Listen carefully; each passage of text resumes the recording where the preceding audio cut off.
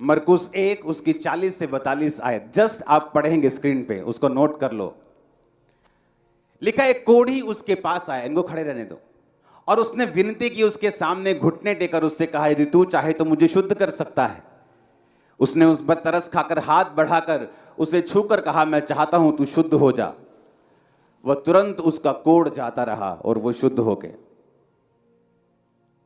एक कोढ़ी आया और क्या बोलता है परमेश्वर को, अगर तू चाहे तो मुझे शुद्ध कर सकता है। और बाइबल कहती है जीसस ने तरस खाकर, कंपैशन से उसे छुआ और कहा, मैं चाहता हूं तू शुद्ध हो जा। और लिखा तुरंत उसका कोढ़ जाता रहा और वो शुद्ध हो गया। जितना ये आसान लगता है उतना है नहीं।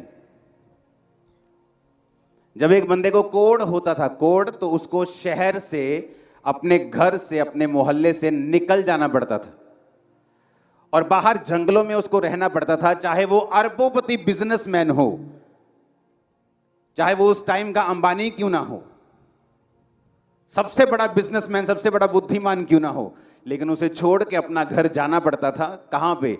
जंगलों में रहने के लिए।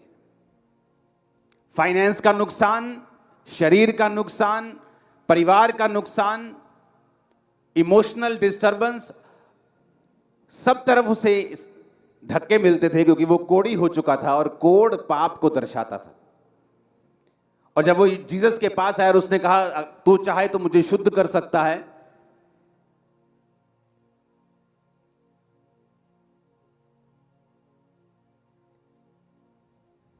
मरकुस 4 उसकी 26 से 29,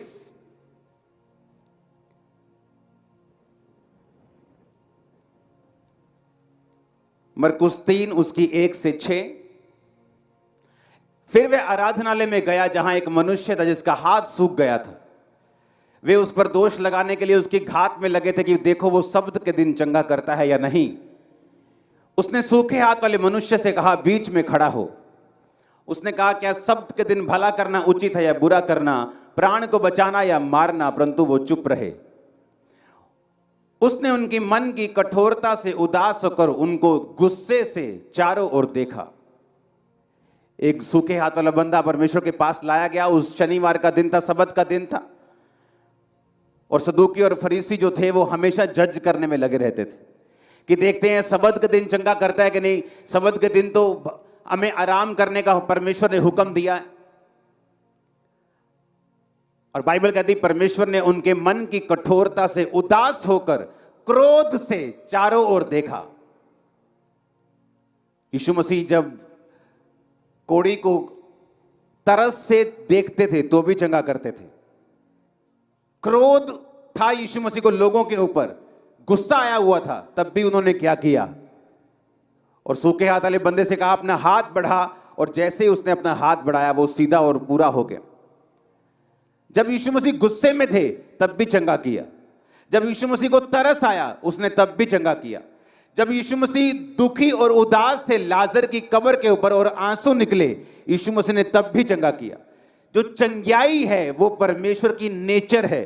परमेश्वर दुखी हो, वो क्रोध में हो, वो तरस में हो, लेकिन वो चंगा आपको करता ही करता है। ये उसकी नेचर है। और सदूकी और फरीसी क्या करते थे?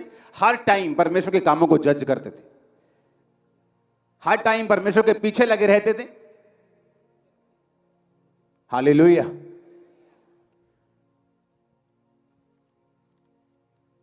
लूका 13 उसकी 18 से 21 आयत।